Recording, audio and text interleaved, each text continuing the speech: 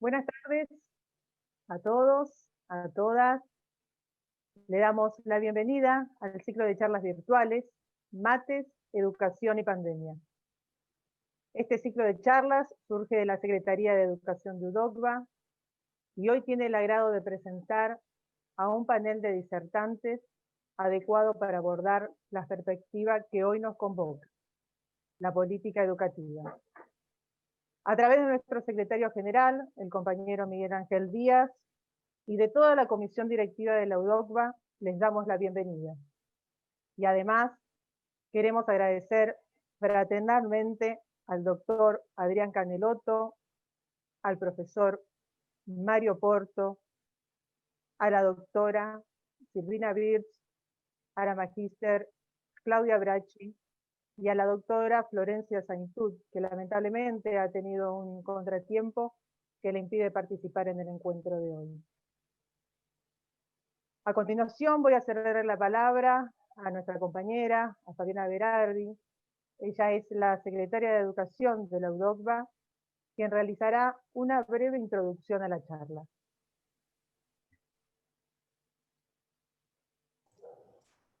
Gracias, Adriana. Le agradezco a nuestra secretaria de prensa, Ariana Monge, esta inauguración en este primer ciclo de charlas virtuales que estamos presentando desde la UDOCBA, Mates, Educación y Pandemia. Para nosotros es un gran orgullo contar con estos invitados, ¿sí?, que tienen una amplia experiencia en el campo de la educación, en este momento tan particular atravesado por la pandemia en el mundo, en la Argentina, y en particular hoy, en la provincia de Buenos Aires, van a estar exponiendo nuestros invitados acerca de este tránsito que está atravesando desde el 20 de marzo la educación, donde tuvo que desarrollar nuevas formas de transmitir conocimientos, donde la escuela se tuvo que reinventar, los trabajadores tuvieron que reinventarse en este nuevo formato, y en este contexto y en este marco hemos tenido contacto con muchísimos compañeros en la provincia, compañeros, compañeras en la provincia de Buenos Aires, donde nos han transmitido sus inquietudes, donde hemos tenido espacios, hemos charlado, hemos conversado, y nos parecía muy importante brindarles esta oportunidad desde la Secretaría de Educación, desde la UDOCBA, para todos aquellos compañeros que estuvieran interesados en participar, y con mucho esfuerzo de muchos compañeros, no quiero olvidarme de nadie, por supuesto con el compromiso que siempre Miguel Díaz ha dado desde el ámbito sindical, desde la educación, a la organización, con este compromiso, y con el esfuerzo de muchísimos compañeros que para llegar realmente a este ciclo de charlas que va a continuar sin ninguna duda, llegamos hasta aquí, con la presencia del doctor, como dijo Adriana, el doctor Caneloto, del profesor Mariano Porto, de la doctora Silvina Birch, de la magíster Claudia Bracci y de la doctora Florencia Saintud, que hoy no pudo estar. Realmente queremos que en este contexto donde la pandemia hoy nos presenta una perspectiva distinta, ¿no?, donde nos obliga la política, en esta dimensión de la política educativa, donde obliga al Estado, ¿sí?, a la política a tomar decisiones, a pensar cuál va a ser el mejor plan estratégico, ¿no?, cuáles son los cambios que se avisoran en este momento, cuál es aquello que no puede faltar, aquello que es innegable, ¿no?, en el marco de la política educativa, y que todos la estamos pensando y la estamos atravesando. En esta dualidad que se nos presenta, donde ya tenemos en la Argentina provincias que ya han reiniciado sus clases, donde también observamos en el mundo que hay escuelas que abrieron sus puertas, que tuvieron que cerrarlas. Bueno, la verdad que en una situación compleja tenemos este panel de lujo para nosotros, compañeros que han tenido una amplia experiencia en el ámbito de la política, y quién mejores que ellos para ilustrar este momento. le vamos a dar la palabra para comenzar al doctor Adrián Canelotto. Él es rector de la Universidad Pedagógica Nacional, es licenciado en Filosofía por la Universidad de El Salvador, magíster en Relaciones Internacionales y Comunicación por la Universidad Complutense de Madrid. Fue funcionario en la provincia de Buenos Aires y docente en la Universidad Nacional de General San Martín. Antes de darle la palabra a Adrián Canelotto, bueno, la bienvenida a todos los participantes, fue para nosotros la primera experiencia, la verdad que muchas expectativas, muchos compañeros participando, esto va a tener una dinámica, Adriana le va a explicar cuál es esa dinámica que va a tener, antes de darle la palabra a Adrián. Muy bien, compañeras, compañeros, vamos a manejarnos de la siguiente manera para poder ordenarnos y que todas las preguntas puedan llegar.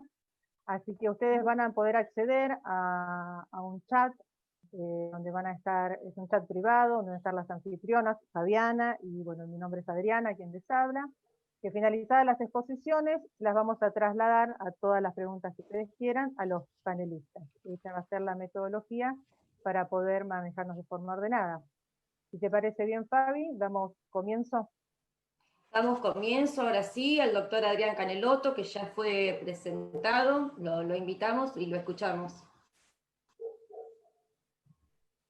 Bueno, mientras esperamos a Adrián, quiero comentarles que somos casi 200 y siguen ingresando compañeros, compañeras de toda la provincia, a los cuales tenemos mucho afecto y agradecemos muchísimo desde distintos rincones de la provincia de Buenos Aires.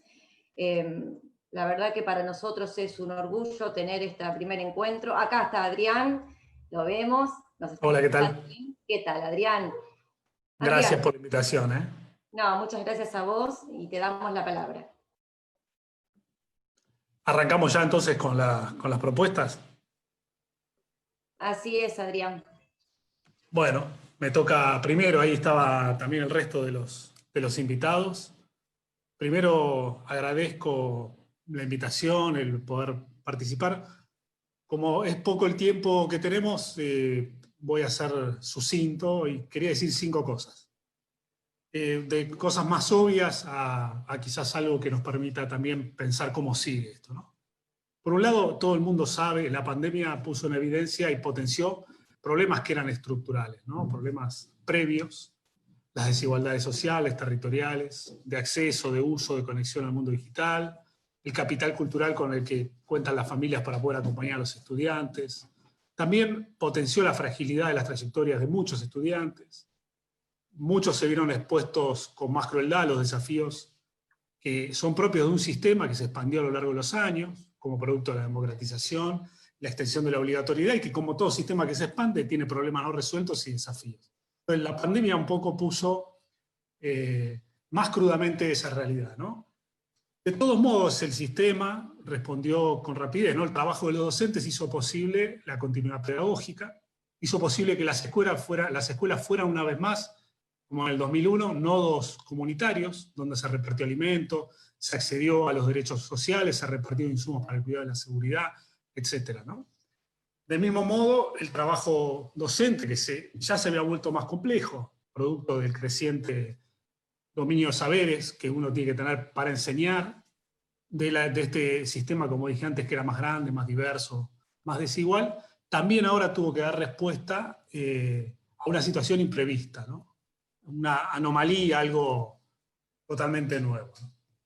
A eso se agregó, nosotros estamos haciendo una serie de entrevistas con especialistas, con docentes, ¿no? Y lo que los docentes transmiten, en general, en múltiples situaciones, es que tuvieron que responder a algo inesperado y para eso tuvieron que recurrir a múltiples herramientas. Y que no fue, como todos los que nos están escuchando lo habrán experimentado, desde el inicio, ¿no? Hubo como etapas. Una primera etapa cuando parecía que la pandemia iba a durar 15 días, después cuando eso se extendió y ya se hizo evidente que no íbamos a volver, se fueron sofisticando las herramientas, se fueron generando materiales, visitando a las familias de los estudiantes que tenían menos recursos, se recurrieron a las tecnologías, al WhatsApp, que fue sin duda el más popular, porque la mayoría de las familias argentinas lamentablemente se conectan vía WhatsApp, son muy pocos, o por lo menos algo en el orden del 40% los que tienen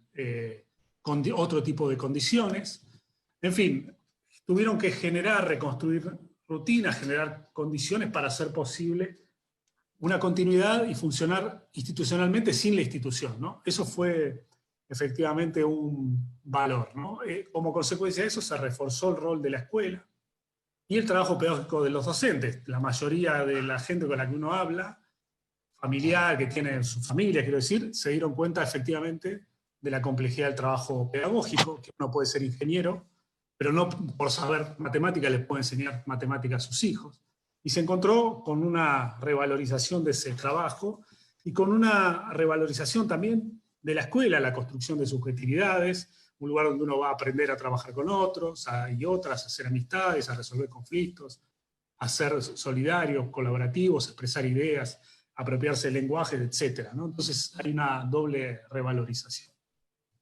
El segundo punto es que la pandemia también reforzó políticas ya existentes. Si uno sale del plano educativo, por ejemplo, uno mira América Latina, y según un informe de la CEPAL, a fines de abril, 25 de los 29 países de la región habían implementado, entre sus primeras medidas de contención social, transferencias de ingresos, o el aumento del monto o de la cobertura poblacional de esas transferencias de ingresos. Eso quiere decir que hay un caldo de cultivo, por decirlo así, que permite pensar que se puede dar una discusión seria respecto de la responsabilidad del Estado con aquellos que no tienen ingresos, que son los más vulnerables, sobre todo en países como los nuestros, ¿no? Que hay una enorme pobreza, informalidad, cantidad de población sin ingresos estables, y eso va a llevarse seguramente una discusión sobre un ingreso de base, ¿no? Pero quiero decir, se abren escenarios potenciándose políticas existentes, y esas políticas también abren otros escenarios, ¿no? En el caso de lo educativo, se pone en evidencia el precio que pagamos por haber interrumpido el programa Conectar Igualdad, ¿no? Incluso el valor que tiene o que tuvo el haber llevado adelante el entramado de fibra óptica que se impulsó con el Plan Argentina Conectada, ¿no? Hoy hubiéramos tenido una realidad muy distinta si no hubiera ocurrido esos dos, por citar solo dos, programas impulsados desde el Estado, ¿no? Que es una entidad que empieza a tener una centralidad que para muchos ya la tenía, pero que para otros no tanto, ¿no? Tercer punto, también la pandemia hace visible otras cuestiones y problemas que no lo eran tanto antes que ella venga, ¿no? Un ejemplo, las políticas de cuidado, ¿no?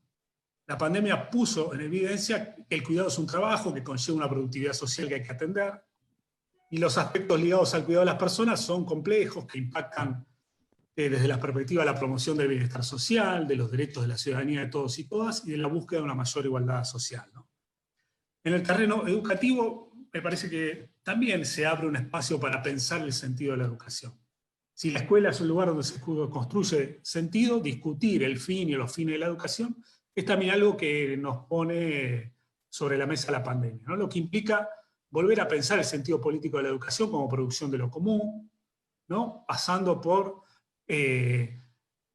ciertas tendencias sociales que tienden a considerar como excluyente el valor de lo útil contra cualquier otro criterio, como la verdad, las ideas de verdad o de belleza, digamos, no nos permite barajar y empezar, creo yo, a discutir una cosa más profunda, como es el sentido, para a partir de ahí empezar a construir las herramientas para generar condiciones y modificar algunas de las cosas que queremos modificar.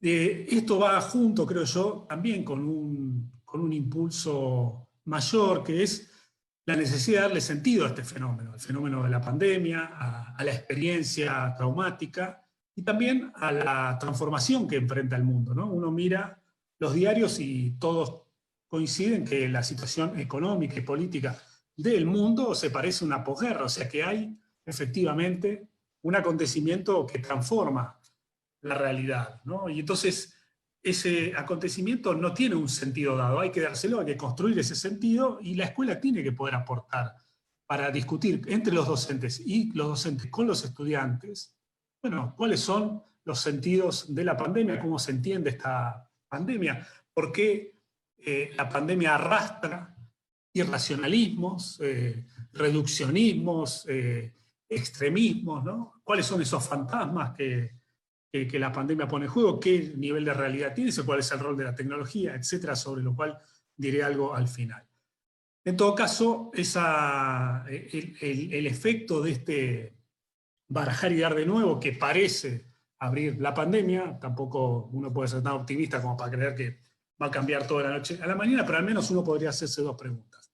¿Van a producirse cambios en las agendas y en las preocupaciones sociales, educativas, económicas, políticas de la Argentina como consecuencia de la pandemia? Y la otra es qué oportunidades se abren para fijar políticas sostenidas como políticas de Estado.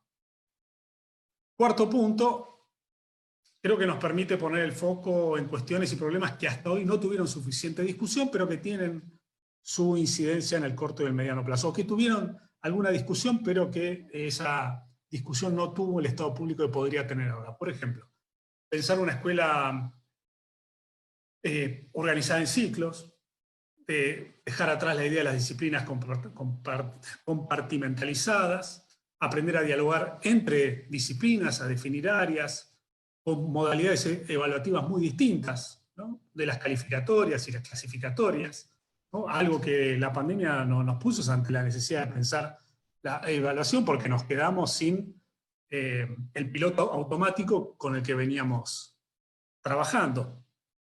Es decir, habrá que repensar de algún modo a través de la posibilidad de generar instancias de reflexión que permitan resignificar las experiencias realizadas por los docentes, compartiendo también las experiencias que se llevaron a cabo durante la pandemia. No tuvimos tiempo todavía de poner en valor muchas de las cosas que se fueron haciendo y cómo se fueron resolviendo los problemas en la pandemia. Y creo que ahí hay mucho material para aprender también el cómo sigue, ¿no? Y por último, quería cerrar con esta idea. La pandemia también nos enfrenta o nos enfrentó a una falsa dicotomía, que se resumía brutalmente dicho en tecnología sí, tecnología no. Estaban los que creían que la tecnología venía a reemplazar a la escuela y abonaban esa idea, y los que creían que la tecnología no tenía nada que ver o no debía tener nada que ver con la escuela. Creo que esto nos colocó ante una situación que yo diría obliga a repensar pedagógicamente y seriamente el rol de las tecnologías. ¿Cuáles efectivamente sus posibilidades? ¿Cuáles son sus limitaciones? ¿Hasta dónde es posible avanzar con ello? Incluso discutir, porque el mayor obstáculo de una articulación posible entre lo digital, que no deja de ser algo real, que está entre nosotros, y lo analógico, por decirlo así, lo representan un grupo de intelectuales de renombre internacional, empresas, etcétera, que lo que han hecho hasta aquí es posicionar una débil idea de saber, ¿no? Y que cargaron de un lenguaje muy referido al mundo de los negocios y el marketing, todo lo que tiene que ver con la noción de conocimiento, de transmisión de conocimientos a nivel escolar, ¿no? Si uno los mira, bueno, sus escritos, digamos, abundan en la identificación de protocolos estándar, como si uno pudiera garantizar el proceso de aprendizaje a través de un método todoterreno. Aseguran livianamente que el conocimiento puro es algo del pasado, porque ahora el acceso al conocimiento está abierto y se encuentra en todas partes, cosa que hay que discutir. Eso, a mi manera de ver, es totalmente equivocado. Son subsidiarios de la idea de una sociedad de conocimiento que suelen afirmar que entonces no nos enfrentamos con el problema del conocimiento, entendiendo por ello la producción y transmisión del conocimiento, porque ese ya está dado, y en todo caso lo que hay que hacer es aplicarlo. Entonces, el meollo de la formación sería ¿qué hacemos con el conocimiento disponible? No el conocimiento en sí mismo, ¿no? Al mismo tiempo, ese conocimiento es una suerte de abstracción universal, ¿no? Que no echa raíces en ninguna disciplina, y no está de más que recordemos que si uno quiere actuar de manera reflexiva y fundada, primero tiene que pasar por ese conocimiento de base que constituye una disciplina para poder dominarlo, ¿no? En fin, es un grupo al que en general uno cuando lo lee lo ve parado del lado de la acción y distingue, por decir así, entre conocimiento y acción, como si no fueran dos cosas que van unidas, como si para hacer no se necesitaran saberes, como si trabajar con conceptos no fuera hacer cosas, como si el hacer y el pensar, o el hacer y el reflexionar no fueran juntos, porque además reflexionar sobre lo que uno hace permite relanzar el proceso. En fin, son, me parece, nos generan una serie de cuestiones a discutir, porque eso esconde una cierta idea de capacidad con una neutralidad y universalidad que parece estar más allá del conocimiento profundo de los saberes estables, ¿no? Y todo el tiempo caracterizan a los docentes como facilitadores, ¿no? Entonces creo que eso abre una serie de discusiones en torno a cuál es la apropiación pedagógica o el uso pedagógico de las tecnologías, ¿no?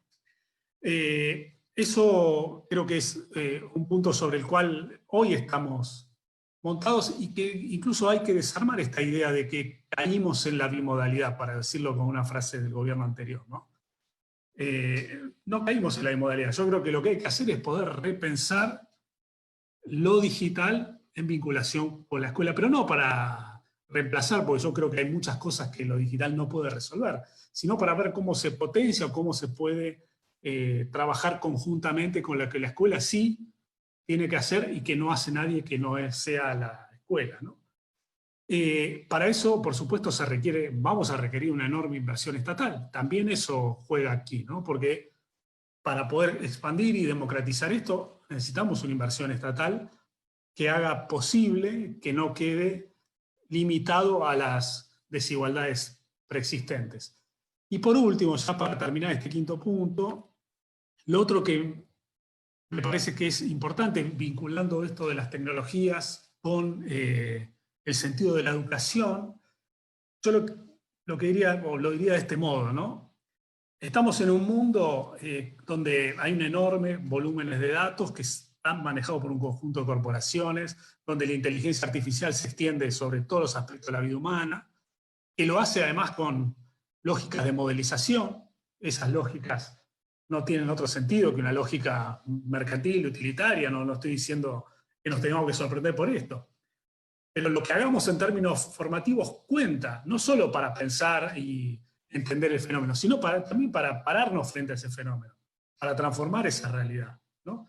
Cuenta para entender, para discutir qué es esa, entre comillas, verdad que ya está entre nosotros como producto de la recopilación de información, del análisis en tiempo real de los datos recolectados, de la detección de correlaciones entre esos datos, de la interpretación automatizada de esos fenómenos, etcétera, ¿no? Entonces, cuenta porque tener, primero, una idea de qué es lo que está pasando, y segundo, poder posicionarse críticamente respecto de esto, es también un modo de contribuir desde la educación a pensar el mundo que viene.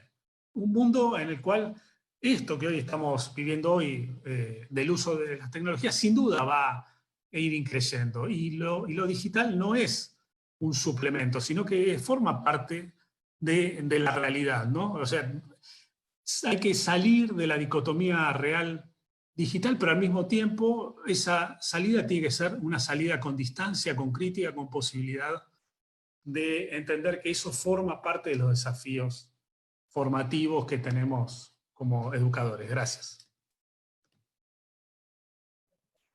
Muchas gracias, Adrián, por tu exposición, muy clara.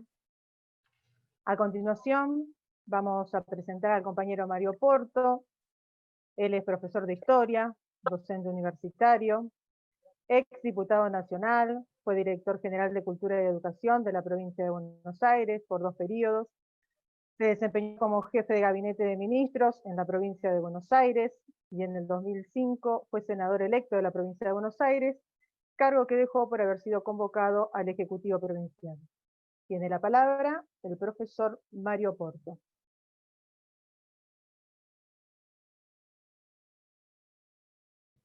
Ahora sí, ¿me escuchan ahora sí? Bueno, gracias, Perfecto, Adriana, y muy, muy contento que UDOCVA me haya invitado a compartir este panel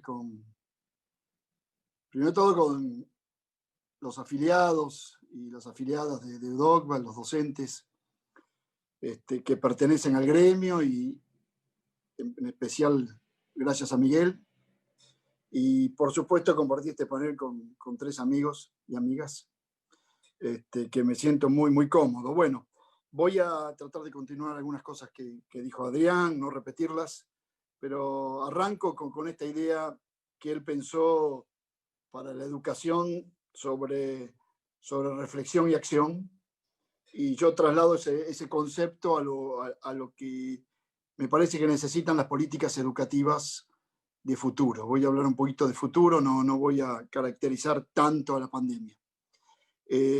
Creo que estamos en una crisis muy grande, en una conmoción nacional, en una catástrofe mundial, en la Argentina en particular, un cruce de crisis económica, crisis social y crisis sanitaria. No es esta una crisis educativa en particular, pero la crisis sanitaria y fundamentalmente la cuarentena, que es utilizada para enfrentar a la pandemia como máximo herramienta, ha afectado a la educación. Tenemos programas previos a la pandemia. La pandemia los ha afectado, pero no los ha hecho desaparecer, por lo tanto están latentes, y cuando podamos volver a clase presencial, vamos a tener viejos programas o antiguos programas o previos programas más las nuevas realidades que esta crisis, que no es un dato pasajero, van a presentar. Así que también voy a tratar de ser escueto por el tiempo, pero digo, toda crisis merece reflexión y luego merece acción. Yo creo que hay que tener claro que la crisis, a pesar de que se repite que la crisis es una oportunidad, también saber que puede no serlo. No es que está marcado que la crisis es una oportunidad, y cuando decimos es una crisis, una oportunidad, como que siempre de la crisis sale mejor. No asegura el futuro de la crisis. Lo único que asegura el futuro es lo que hagamos durante y posterior a la crisis. Por lo tanto, esta reflexión para la acción tiene que partir de toda la experiencia, para generar un proyecto educativo post pandemia, que como todos sabemos y consideramos, todo proyecto educativo es un proyecto político y todo proyecto político es un proyecto cultural. Me parece que el objetivo más grande de la política es desarrollar un proyecto cultural. Y este proyecto post pandemia tiene que tener principios, y tiene que tener principios explícitos, y señalar cuáles son las cuestiones a debate y cuáles son las cuestiones innegociables de quien conduce por voluntad popular un proyecto de nación. Esto no va a ser solo responsabilidad del Estado, sino del Estado y su relación con la comunidad. Tiene que ser un proyecto comunitario. Y sabiendo que nunca uno es fundacional en la gestión, y tampoco será lo último que se haga cuando uno se va. Nada empieza con uno ni termina con uno, y esto me parece que es muy importante para tener una idea de continuidad, de entender las tradiciones, pero también entender los cambios que se avecinan. Y para eso yo creo que hay que partir de lo real, y saber que es lo político lo que decide, y pensar estratégicamente para encontrar caminos nuevos, con audacia y con prudencia a la vez. Audacia para hacer cambios, prudencia para que esos cambios no generen un colapso en el sistema. Así que yo también voy a marcar como 5 espacios de pensamiento, o de espacios de temas. Yo creo, en primer lugar, creo que lo que se necesita durante esta crisis y en la post-crisis es liderazgo, ¿no? Y liderazgos amplios. Los liderazgos sectarios son malos para todo proyecto político, ¿no? Nunca hay que tomar decisiones al servicio de intereses minoritarios. Pero también hay que evitar que los enfrentamientos internos o con otras fuerzas quiten energía para lograr objetivos. Por tanto, yo planteo que de la crisis se sale con liderazgo, y el liderazgo implica ¿qué? Implica autoridad. Digo, autoridad democrática, pero autoridad y ejercerla. El liderazgo implica ideas, pero amplitud de ideas, ¿no? Saber que no hay un pensamiento único para desarrollar la política. Por lo tanto, tenemos que ser personas de pensamiento incompleto, de saber que son pensamientos que pueden completar otros pensamientos y que dan lugar a la apertura, pero también a la duda. Y liderazgo que generen debate público. Me parece muy bien gobernar consultando. Y la crisis y lo que pensemos para el futuro tiene que ser en el escenario de lo público. No puede ser en el escenario del secreto. En el caso de la educación, los docentes tienen que saber qué estamos debatiendo y hacia dónde estamos yendo, y escucharlos. Y por lo tanto, las consultas tienen que ser reales, no formales. Y saber que no hay pensamiento único para desarrollar una política educativa post pandemia, y que el diálogo va a fortalecer cualquier proyecto.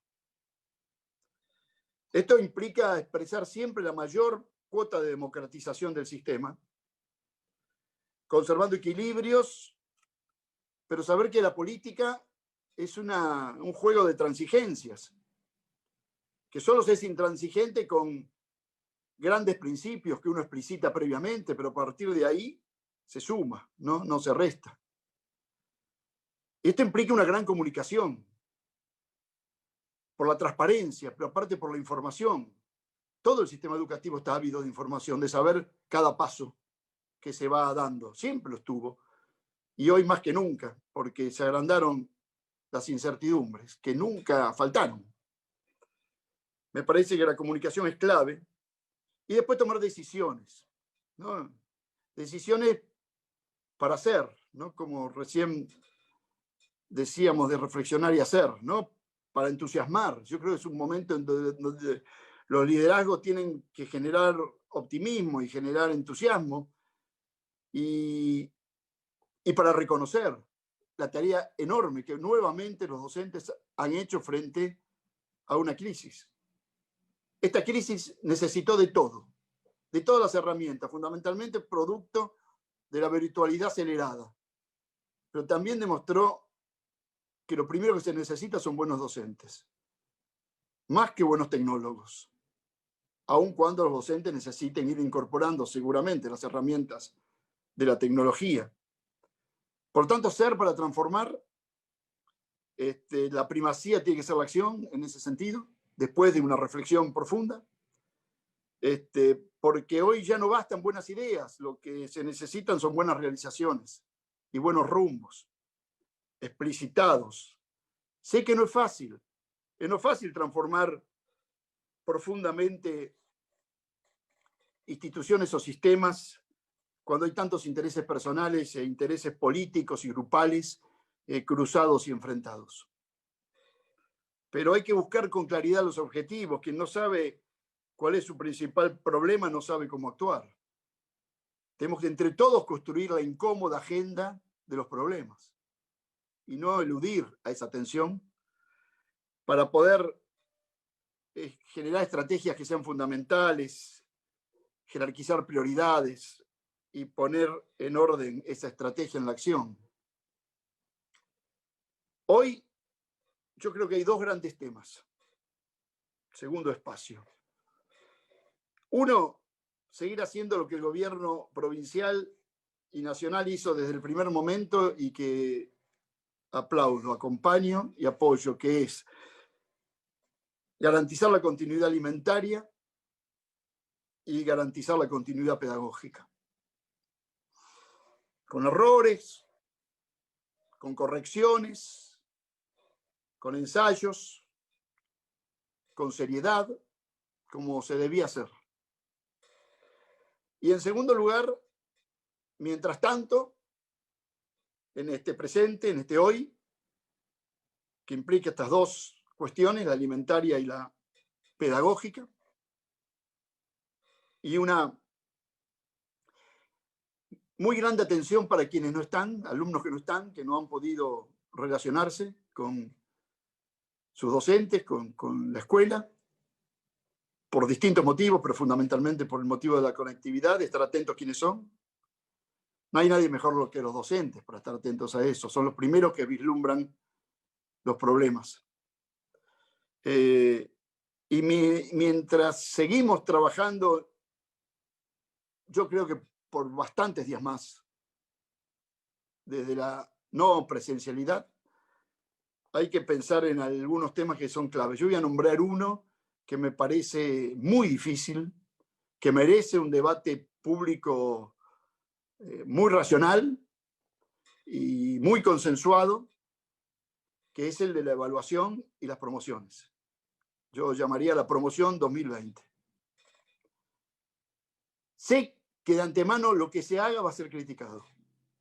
Y sé que lo que se haga va a ser producto de aprovechamientos míseros. Pero tenemos que darle potencialidad, hacer el mayor acuerdo y la mayor fuerza para decidir algo que es muy difícil decidir y en donde va a haber posturas extremas frente a eso. ¿Qué hacemos con la promoción 2020? Y cuando se decida, comunicarla con total claridad para que nadie tenga dudas al respecto. Las críticas sabemos cómo van a ser, se tome una posición u otra, ¿no? Las dos posiciones extremas son por toda la promoción al año próximo o ninguna promoción, repitencia total. Esas dos posturas extremas hay que tratar de ir limándolas, de no elegir caminos extremos y de ir repensando algunas decisiones que nos pueden servir, como planteó Adrián, a futuro, para pensar promociones más prolongadas, tal vez por ciclos, y no estar atados a la anualidad. Después viene la vuelta a clase. Y la vuelta a clase implica tener claro algunos temas, ¿no? Uno es la situación de la infraestructura, sin duda. Tal vez si hoy nos vacunáramos todos y el próximo lunes podíamos entrar a clase, tendríamos muchas escuelas en una situación no preparada. Por dos motivos. Una, porque probablemente el abandono o el cierre durante muchas veces haya generado vandalizaciones, seguramente, robos. Y por el otro lado, por problemas previos. Y en tercer lugar, por las nuevas necesidades que el virus todavía latente va a necesitar. Y por otro lado, recuperación de los alumnos no escolarizados o que han abandonado en el camino o que hemos perdido, que son nuestra prioridad. Ahí me parece que yo planteo que son dos objetivos que nos pueden dar la posibilidad y merecen de gran movilización comunitaria. En el caso de la provincia de Buenos Aires, a través de los municipios, de los gremios docentes, de las organizaciones sociales, de los sindicatos de trabajadores, de las sociedades de fomento, de las iglesias, todos movernos localmente para garantizar una buena infraestructura escolar y fundamentalmente la recuperación total de los niños. Me parece que son dos épicas que merecemos hacerlas y que merecen nuestro entusiasmo político. Después, por supuesto, que vamos a tener que trabajar en recuperación de objetivos pedagógicos, replantear los objetivos pedagógicos, trabajar como están trabajando con mucha seriedad con los protocolos y saber que todo va a ser por etapas, por región, por situación sanitaria, por tipos de escuela. Esto no da lugar a impacientes, no da lugar a apresurados. Hay que saber que esto va a ir lentamente y que en algunos lugares, fundamentalmente yo creo que en la secundaria del conurbano va a ser más lentamente aún. Pero, por otro lado, tenemos casi unos 40 municipios de la provincia de Buenos Aires que están en fase 5 y que cuando uno los repasa, excepcionalmente tienen escuelas de más de 200 alumnos. Y que esos municipios, aparte de su cabecera, tienen ciudades interiores, pequeñas, más las rurales. Me parece que ahí hay una gran posibilidad de ir explicitando las posibilidades de retorno, porque van a dar entusiasmo al sistema. Todo paso adelante que damos sobre la retracción que nos llevó el virus nos va a hacer bien. Por eso decía explicitar. Estamos trabajando en esto. Después vamos a ir a la fase 4, que también hay numerosos municipios. Entre fase 1 y entre fase 5 y fase 4 debemos tener unos 70 municipios más o menos. Casi el 50%, no el 50% del alumnado desde ya, pero sí el 50% de los municipios. Esto implica obedecer a los hechos, ¿no? Abordar las realidades por niveles y saber que solo existen casos particulares. Es casi artesanal el trabajo, que yo sé que están haciendo mis compañeros de la gestión, y con mucha seriedad y con mucha responsabilidad, ¿no? Pero si bien no tenemos que tener límites para pensar lo grande, saber que hay que concentrarse en solucionar lo pequeño. Y a veces caso por caso, aunque nunca perdamos la vista en el horizonte. La secundaria implica un tema particular, un tema futuro para pensar muy seriamente. Lo veníamos haciendo desde hace muchos años, lo veníamos pensando, pero a lo que veníamos pensando de la secundaria, hoy se nos ponen en la agenda algunos temas nuevos. ¿Qué llamo nuevos temas? ¿Y qué organización institucional le vamos a dar? ¿Qué va a pasar con los profesores que tienen varios establecimientos y se trasladan por el transporte público de un lado a otro, que eso va a estar muy restringido por algún tiempo? ¿Qué va a pasar por la cantidad de alumnos por aula? Vamos a tener, como adhiero a lo que dijo Adrián, una mirada multidisciplinaria. El secundario no va a llevar a hacer muchos replanteos frente a este tema. Y más en el conurbano, sepamos que la pandemia, entre sus inmensas crisis, puso en estado final a la megalópolis, ¿no? A ese modo de vida de un área metropolitana que supera los 15 millones de habitantes. ¿Vamos a seguir viajando igual como viajamos hasta ahora? ¿Vamos a vivir hacinados como vivíamos hasta ahora? Es un gran desafío. Esta transformación institucional implica a futuro pensar POF y POFA y todas las siglas esas que yo nunca aprendí a pesar de estar tanto tiempo en la gestión. Pero ¿tenemos los cargos que necesitamos? ¿La virtualidad tiene los cargos técnicos que necesita en la escuela? Ahora, ojo, que seamos generosos, vamos a seguir conservando cargos que ya han perdido en el siglo XXI el valor que tenían cuando fueron creados hace 60, 70 o 80 años. Bueno, vamos a repensar eso.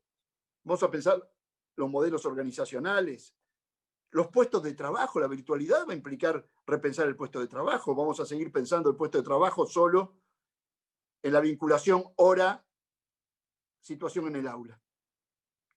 Entonces, esto nos va a llevar a discutir con madurez, con seriedad, poniendo los límites que merece, para que nadie los aproveche perversamente, el reglamento escolar e incluso el estatuto. Pero el estatuto para ayornarlo, para mejorarlo en la situación, no para quitar derechos a los trabajadores, sino para que sea un estatuto del docente y los reglamentos de escuela que favorezcan estas nuevas realidades. Con los esquemas institucionales y los diagramas del siglo XIX y principios del XX, no vamos a poder abordar la pospandemia. Y esto implica discutir si se necesitan leyes nuevas o modificaciones necesarias y empezar a apostar, creo yo, a mayor autonomía escolar dentro de un sistema para no anarquizarlo. No digo anarquía, descentralización anárquica, sino autonomía dentro del sistema. El programa para el futuro, cierro. Me parece que la prioridad va a ser educar para el trabajo y la producción. Nosotros de esta crisis salimos con más producción y con más trabajo. Por lo tanto, la formación profesional, creo yo, tiene a futuro un papel estratégico en la discusión de la agenda pública. Porque tenemos que tener una herramienta para capacitar a nuestros jóvenes, pero también al conjunto de los trabajadores argentinos. Y esto tiene que estar vinculado con mejorar la convivencia social, con profundizar la democracia y el federalismo, y poner, como decía Adrián, el conocimiento como eje de una escuela que piense desde la ciencia, la tecnología, la innovación y la investigación. La formación y la capacitación docente me parece que es otra tarea estratégica.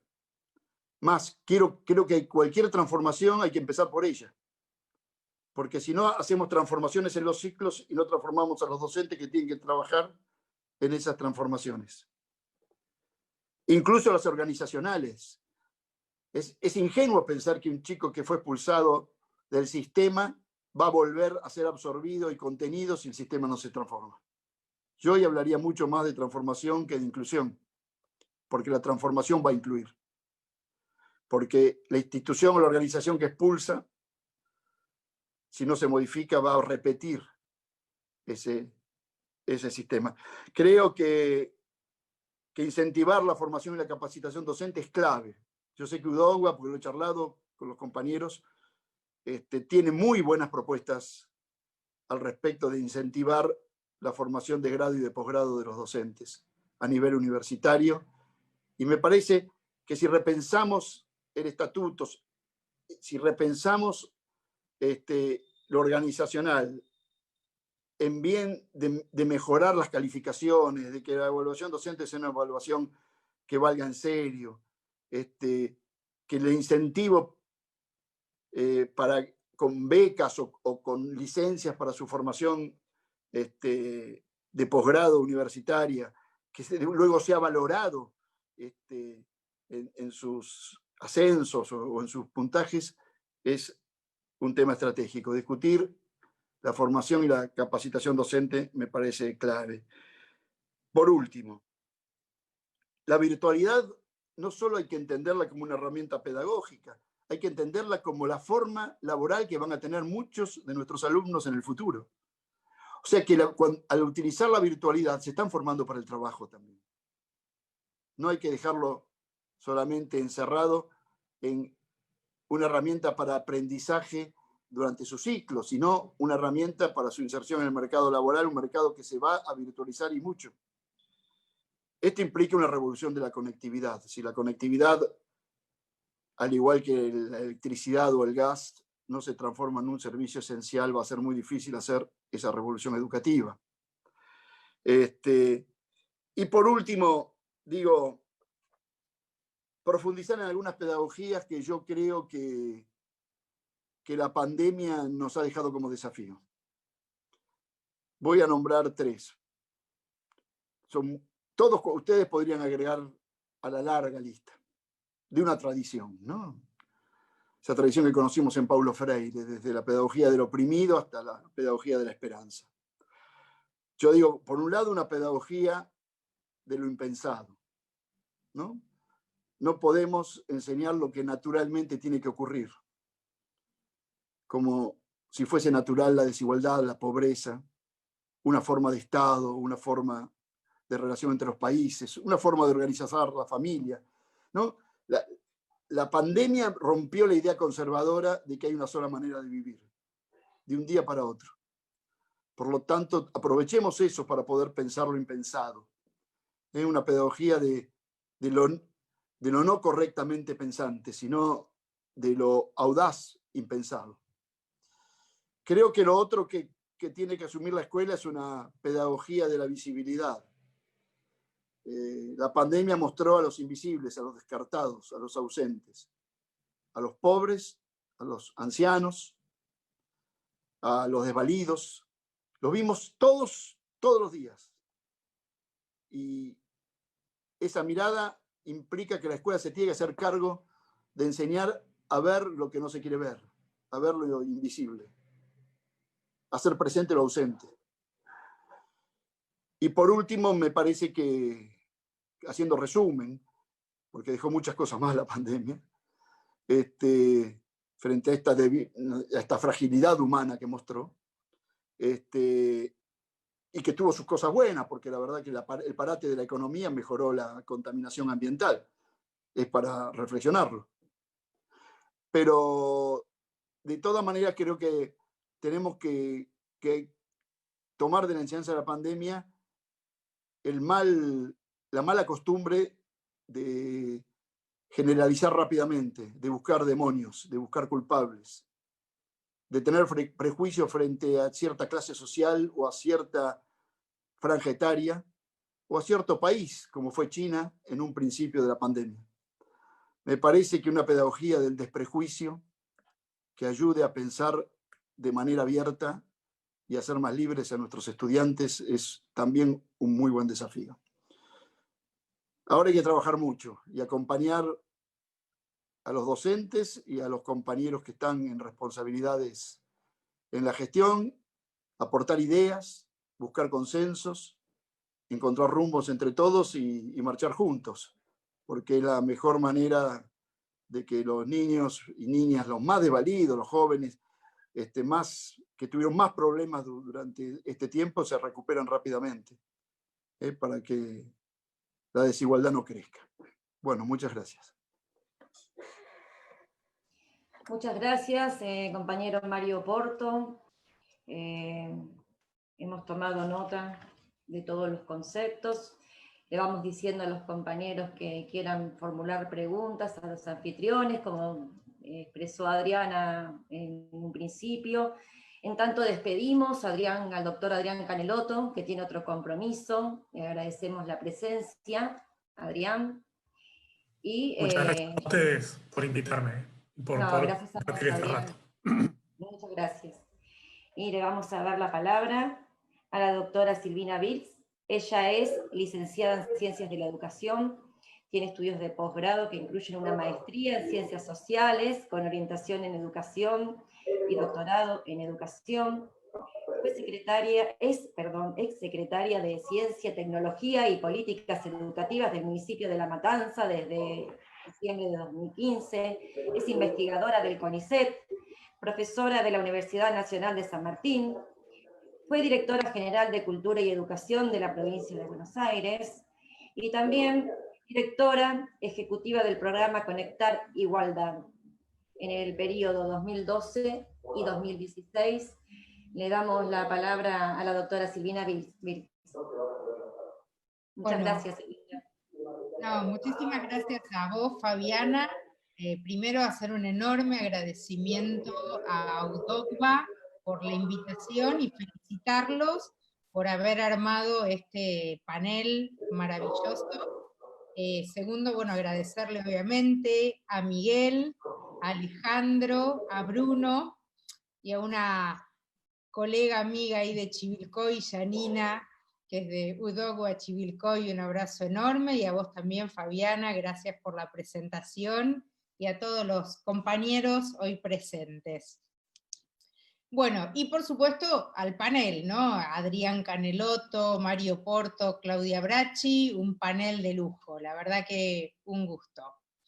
Bueno, en principio voy a retomar, no voy a repetir, digamos, lo que ya dijeron Adrián y Mario, sino que creo que puedo arrancar, digamos, ir un paso, digamos, más allá, coincidiendo en los planteos que hicieron, digamos, tanto Adrián como Mario, ir un paso más allá para profundizar algunos problemas, porque ellos realmente hicieron un planteo general bien interesante. Entonces creo que para ello me parece que vale la pena partir, por un lado, del tema del sentido de la escuela, o sea, qué pasa con la escuela hoy y a dónde va la escuela, entendiendo, como dijo Mario, que la crisis puede ser una oportunidad, pero puede no serlo. Y entonces tenemos que estar alertas para convertir a esta crisis en una oportunidad. Y en este sentido de la escuela, parece clave tanto para trabajar hoy en esta coyuntura tan difícil como para poder trabajar a futuro, primero pensar el tema de los contenidos, porque la escuela tiene sentido si los saberes que enseñamos son saberes que sean socialmente significativos, saberes que le permitan a los estudiantes ser mejores ciudadanos, mejores trabajadores, mejores personas. Sobre esto hay mucho escrito, pero a mí me parece que estos saberes tienen que estar enfocados en 4 o en 5 alfabetizaciones. La primera es la alfabetización clásica, la de comprensión de textos complejos y también la de producción de textos complejos. Entonces, en lugar de caer, como dice una colega mía, Victoria Bregú, en la tareitis de dar y dar tarea, pero que no sabemos bien con qué sentido, concentrarnos en algunos temas claves para la enseñanza y el aprendizaje. Temas que además se pueden, digamos, con los que se puede aprender con elementos sencillos como el lápiz, el papel, el libro impreso incluso, y, digamos, bueno, me parece que es un tema clave, ¿no? También digamos, la alfabetización en comprensión, lectura y producción escrita refiere a otros idiomas, pero también a cuestiones como las artes plásticas o la música. La segunda alfabetización tiene que ver con la alfabetización matemática. Nosotros no podemos, no hay ninguna otra institución que no sea la escuela hoy que enseñe a los chicos a pensar matemáticamente.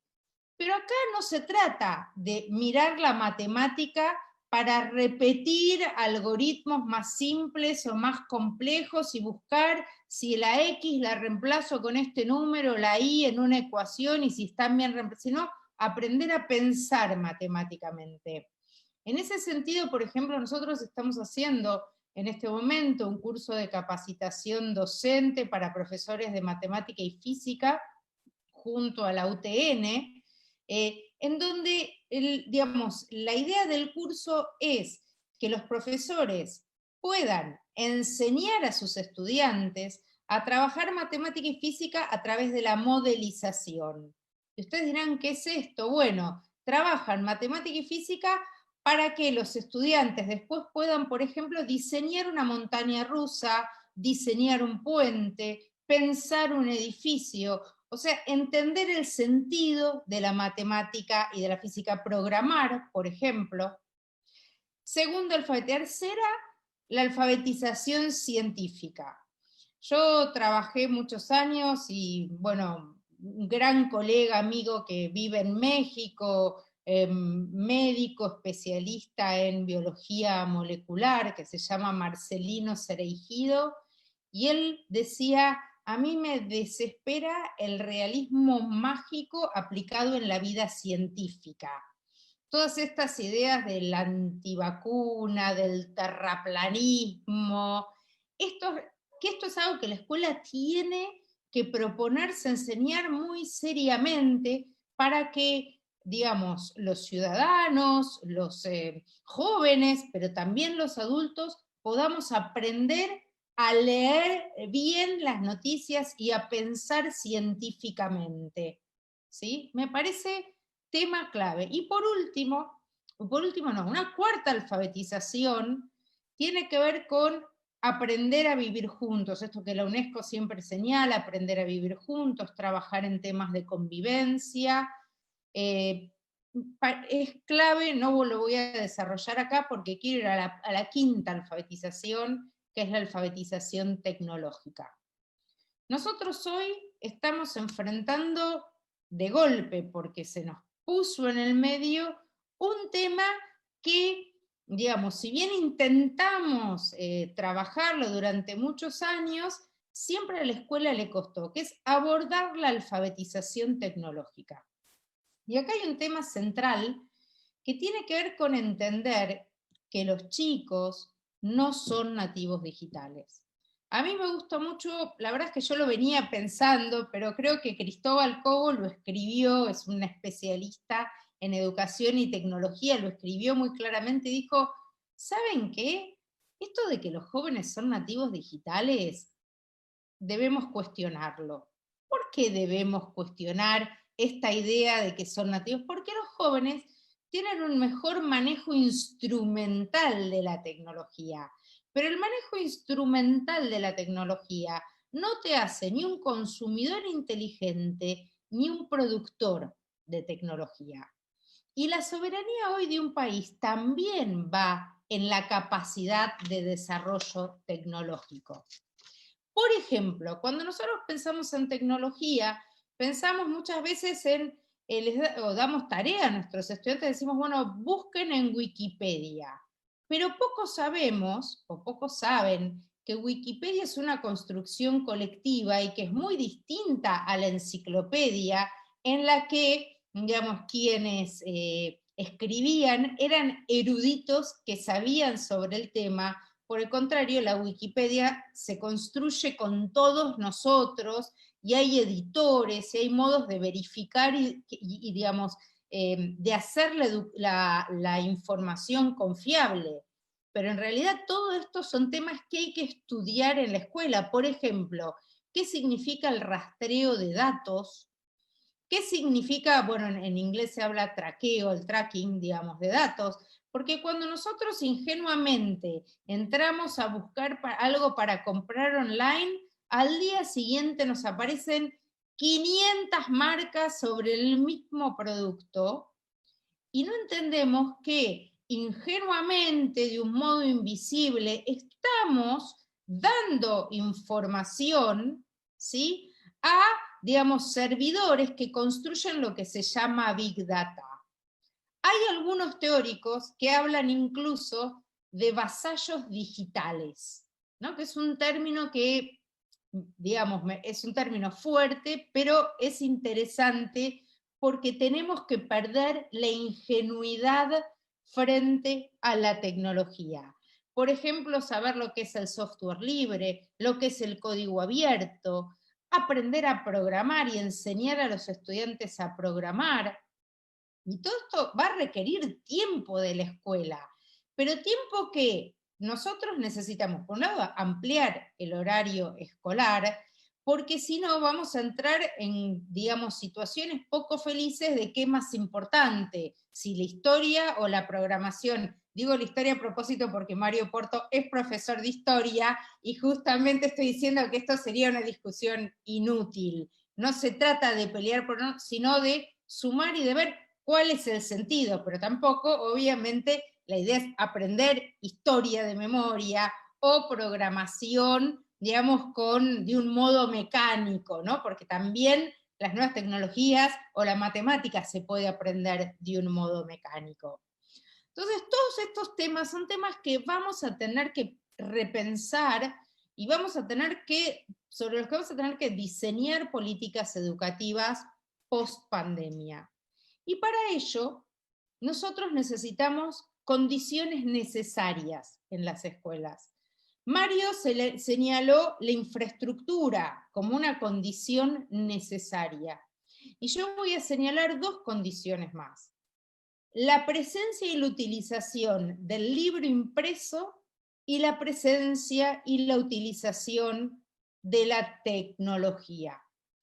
Ustedes saben que como exdirectora de Conectar Igualdad y habiendo estado en el diseño del programa desde el primer día que se creó, para mí realmente fue un dolor enorme ver cómo cayó ese programa, cómo se desmanteló ese programa, porque hoy tendríamos, si utilizamos los números del 2015, en diciembre de 2015 teníamos 5.320.000 chicos que tenían su computadora para trabajar en sus casas.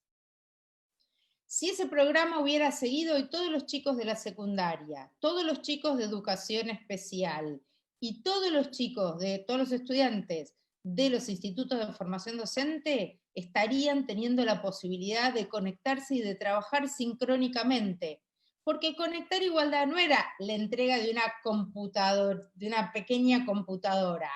Conectar Igualdad, cada escuela estaba comunicada con un server y los chicos tenían intranet. Entonces se podían comunicar entre ellos y con sus docentes a través de la intranet. ¿Había problemas? Sí, había problemas, pero la idea, o lo que hubiera debido hacerse cuando se construyen políticas de Estado, era mejorar el programa y no destruirlo y no desmantelarlo. Hoy, claramente vamos a tener que volver a pensar en programas de tecnología como lo fue Conectar en ese momento.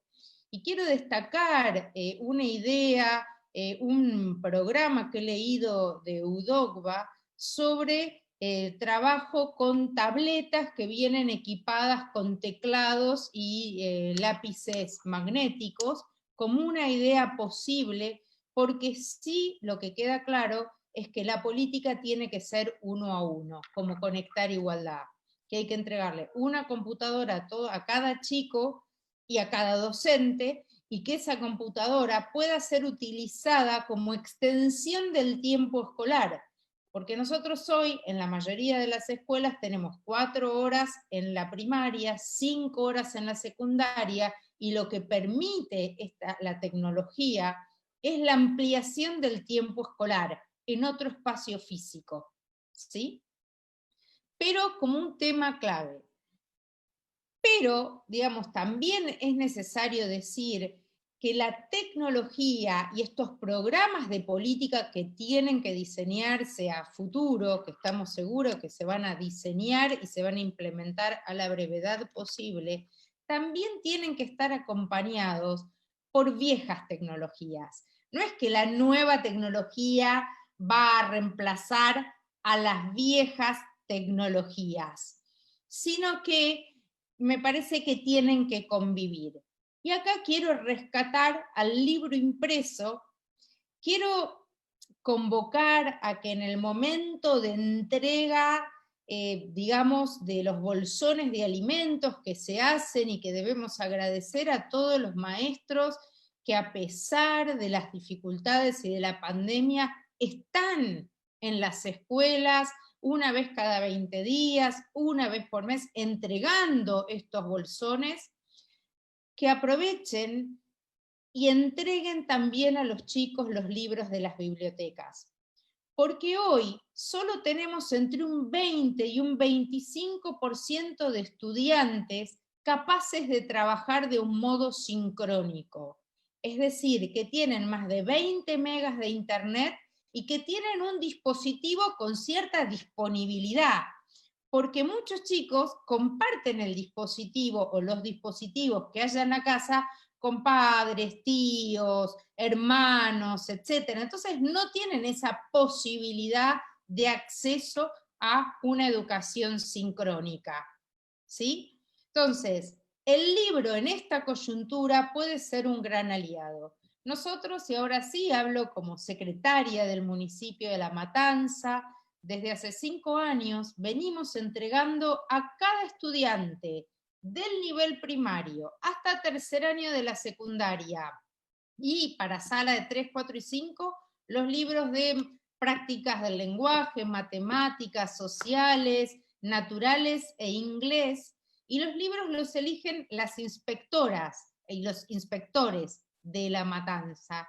Y esto en esta coyuntura, esta herramienta didáctica fue central, porque además eran herramientas didácticas que los docentes conocían bien y que además son un apoyo para las familias. Mari en un momento dijo, bueno, los padres se dieron cuenta de lo valiosos que éramos los docentes, porque efectivamente ahora los padres destacan la labor docente cuando antes la denostaban.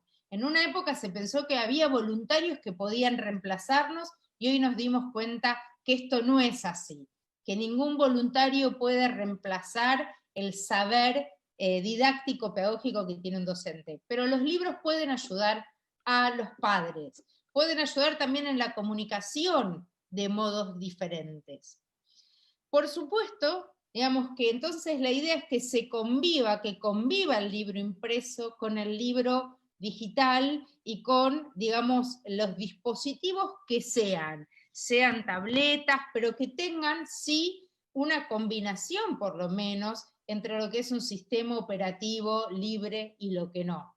Nosotros en aquel momento teníamos Guaira, que era un sistema operativo realmente destacable, con programas como GeoGebra, Avogadro, Stellarium, que permitían una enseñanza que hoy lamentablemente no podemos tener y a la que todos los chicos de las secundarias y de educación especial de la que están privados.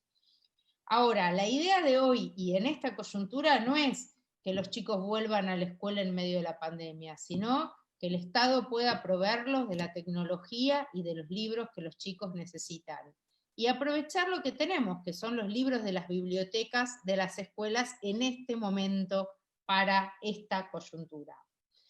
Con esto voy a terminar diciendo que obviamente vamos a tener que trabajar muy fuerte en la selección de contenidos y esto requiere nuevos modelos organizacionales, muy especialmente en el nivel secundario y también en el nivel terciario, y también para los institutos de formación docente. Esta idea de 10 materias, de los profesores yendo y viniendo, no sirve para el sentido que tiene que tener la escuela hoy y que va a tener que tener en un futuro, so pena de garantizar una buena educación solo para aquellos que accedan al mercado. Y como esto no va a ser así, como todos vamos a luchar y como desde el gobierno se van a diseñar seguramente estas políticas, entonces vamos a poder tener una Argentina con justicia educacional, que es lo que queremos todos. Una Argentina en donde de verdad exista igualdad de oportunidades. Una Argentina donde haya educación para todos y para todas. Muchísimas gracias. Gracias, Silvina. Muy interesante tu exposición. Ahora es el turno de Claudia Bracci. Ella es subsecretaria de Educación de la provincia de Buenos Aires, es profesora en Ciencias de la Educación, es magíster en Ciencias Sociales con orientación en Educación por la Flaxo, es investigadora, es titular de Fundamentos de la Educación en la Facultad de Bellas Artes y profesora de la Cátedra de Sociología de Educación en la Facultad de Humanidades y Ciencias de la Educación en la Universidad de La Plata. También desarrolla actividades de docencia en diferentes carreras de posgrado, en temas sobre jóvenes, escuela secundaria, trayectorias sociales y educativas. La palabra, subsecretaria de Educación, Claudia Bracci.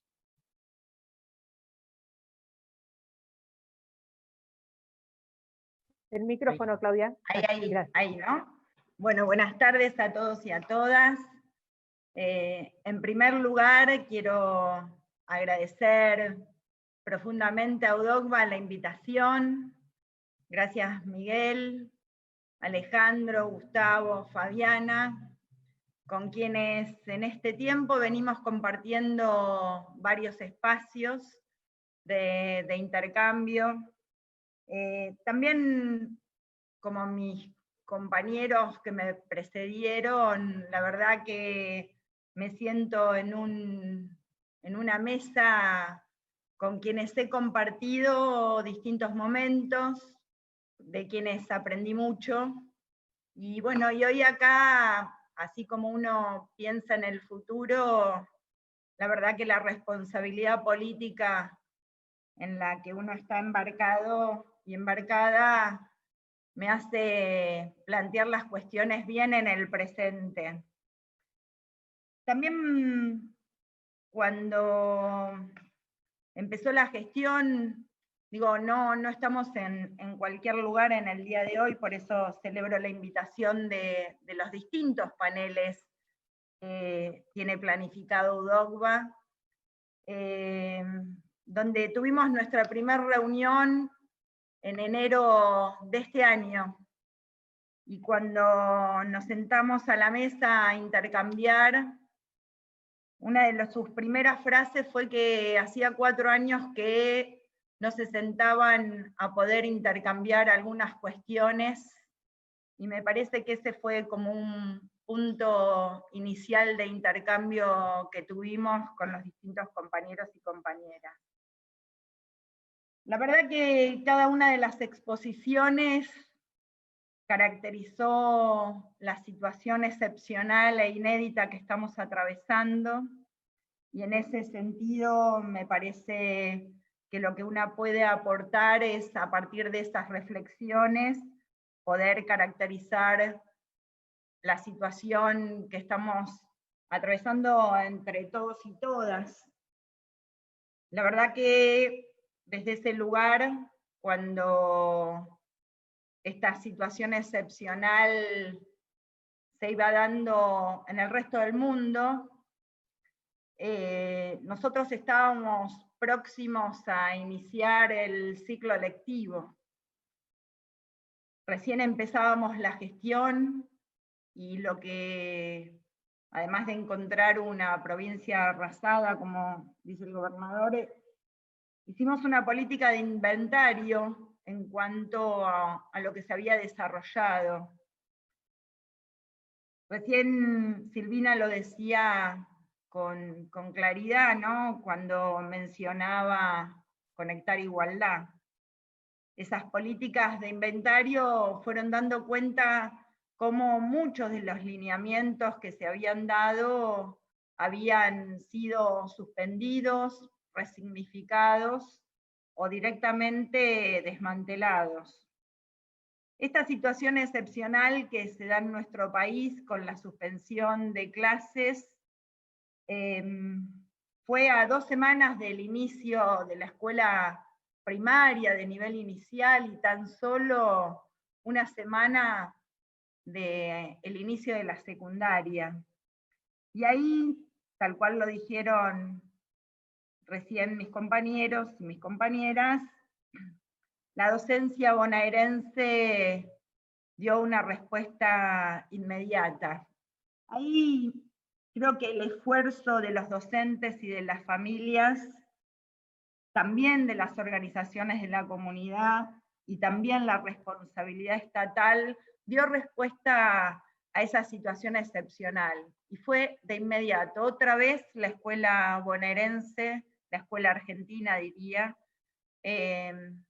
estaba de pie, dando determinadas respuestas a partir de un desafío enorme. Para la provincia de Buenos Aires, la continuidad pedagógica no es una herramienta novedosa. De hecho, en el reglamento de instituciones educativas está incluida. Ya cuando se elaboró el reglamento, la continuidad pedagógica era algo que los y las docentes por ahí de zonas rurales o ante determinadas situaciones particulares tomaban como forma de llegar a los y las estudiantes. Esta situación excepcional lo que trajo también es que la continuidad pedagógica se transformó en la herramienta que se utilizó para vincularse con el conjunto de los y las estudiantes. Y en ese marco me parece que es importante señalar algunas cuestiones. En primer lugar, que cuando esto iba aconteciendo en los otros países, nosotros empezamos a ver que cuando llegara a la Argentina, a nuestra provincia, teníamos que tener algunas respuestas de manera inmediata. Y 2 fueron los ejes que se plantearon. Mario lo señalaba en algún momento. Por un lado es cómo dar respuesta inmediata a todos los chicos y las chicas que asistían a los comedores escolares. Por eso el trabajo conjunto de la Dirección General de Cultura y Educación con el Ministerio de la Comunidad estuvo centrado en los módulos de alimentos para que llegaran a todos los chicos y las chicas. Y por el otro lado, cómo desde la Dirección General, los equipos de las direcciones de nivel y modalidad ponían a disposición de los y las docentes las propuestas que acompañaran esa continuidad pedagógica. Ahora bien, ahí también hubo definiciones que se establecieron, y no solamente el reconocimiento a los y las docentes en términos del trabajo que hicieron, sino también cómo se fue generando desde el Estado una plataforma que es la que se denomina Continuemos Estudiando, y donde se comenzaron a poner a disposición las distintas propuestas pedagógicas para los distintos niveles y modalidades. Ahora, cuando uno piensa en el conjunto de los y las estudiantes, cuando uno piensa en la política educativa de la provincia de Buenos Aires, sabe las situaciones que tienen y las desigualdades preexistentes a la pandemia. Por eso, ante esas propuestas que se establecieron, también se pensó rápidamente, y eso lo pongo en valor porque en ese momento la directora general, la licenciada Agustina Vila, nos propuso no solamente que fuéramos generando la plataforma virtual, sino que, por el otro lado, empezáramos a elaborar cuadernillos que pusieran a disposición de todos los y las estudiantes los materiales para esa continuidad pedagógica. Estamos hablando del mes de marzo, estamos hablando que recién empezábamos las clases, estamos hablando de que también empezaba una gestión política, estamos hablando que había terminado una gestión donde había dejado determinadas cuestiones presentes y ausentes en la dirección general. Estamos hablando que se estaban estableciendo los acuerdos de trabajo entre docentes y estudiantes, cuando no solamente esas 2 semanas que recién los maestros y maestras conocían a sus estudiantes y sus familias, sino que en la secundaria recién estaban estableciendo cuáles eran esos acuerdos de trabajo, y si estamos en el nivel superior, ni habían empezado las clases. Por eso el desafío de todos nosotros, todos los docentes de todos los niveles y las modalidades, fue enorme.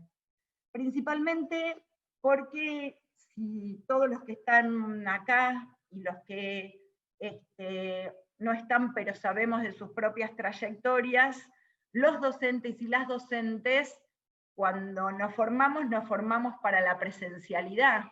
Nuestras clases son en el marco de la presencialidad, y el desafío que había ahora era cómo generar las condiciones de una enseñanza donde tenía que llegar al conjunto de los estudiantes y donde había que desplegar un repertorio de posibilidades que nos permitiera llegar a cada uno de los y las estudiantes. Esa fue una tarea que se desarrolló desde el primer momento. Yo ahora leo algunas noticias donde mencionan la necesidad de ahora vincularse con los y las estudiantes, ¿no? Y la verdad que si hay algo que tiene la docencia bonaerense, que una de las primeras cuestiones centrales que trató de buscar a como dé lugar era su vinculación con el grupo de estudiantes del año que tenían a cargo, desplegando distintas estrategias, ¿no? La virtualidad cuando se podía, el WhatsApp, las clases a través de los teléfonos, de la computadora o a través de los cuadernillos. Por eso el reconocimiento tiene que ver no solamente con el esfuerzo, sino con el desafío profesional que se tuvo, en cómo desarrollar cada una de las acciones que permitía llegar al conjunto de los estudiantes con las tareas. Obviamente que al principio fue muy fuerte, en términos hasta, y creo que con los compañeros y compañeras de UDOGBA lo hemos hablado, en un espacio que para nosotros era imprescindible. Volver a instalar en la Subsecretaría de Educación la mesa de cogestión, que es un espacio de construcción de la política pública, donde en nuestro caso trabajar con los distintos gremios, con el Frente de Unidad Docente, con todos los gremios que conforman la mesa de cogestión, y poder pensar juntos los desafíos que este tiempo traía. Obviamente que para nosotros fortalecemos el sistema educativo cuando planificamos, cuando definimos líneas de acción, en un momento de una situación excepcional e inédita, donde había que generar desde ya no solamente una responsabilidad política en términos de garantizar que todos accedieran a los saberes, sino que era también poner en juego algunas cuestiones que implicaron definiciones. Una de ellas es volver a ponerle sentido a las distintas áreas territoriales que tiene nuestro sistema educativo. Era volver a discutir que la unidad educativa de gestión distrital es un espacio de democratización, de discusión local, de establecer prioridades y de poder generar las mejores condiciones para las escuelas de cada uno de los distritos. Por eso hubo una nueva resolución trabajada con los gremios que implicó que la unidad de gestión distrital para nosotros es imprescindible en ese sentido. Fue definir que inspectores jefes e inspectoras regionales y distritales tuvieran nuevamente un lugar en poder llevar a cabo la política pública en el territorio. Era que las paritarias docentes y las comisiones técnicas tuvieran como eje la discusión y la toma de decisiones. Es desandar determinadas cuestiones que estuvieron planteadas y poder generar espacios como la comisión mixta. Es discutir con otros, porque si hay algo que la gestión se planteó es que la política educativa se trabaja y se discute con los docentes y no contra ellos. Por eso hay un cambio profundo en términos de cómo se entiende esa política educativa. Ahora, claramente esta situación excepcional e inédita nos generó determinadas situaciones. Y ahí quiero plantear algunas definiciones, como plantearon cada uno de los colegas. En primer lugar, una definición es que cuando hablamos de la pandemia, en realidad uno lo que primero plantea es cuál es el proyecto político, porque es desde el proyecto político que uno toma decisiones sobre una situación excepcional de la pandemia.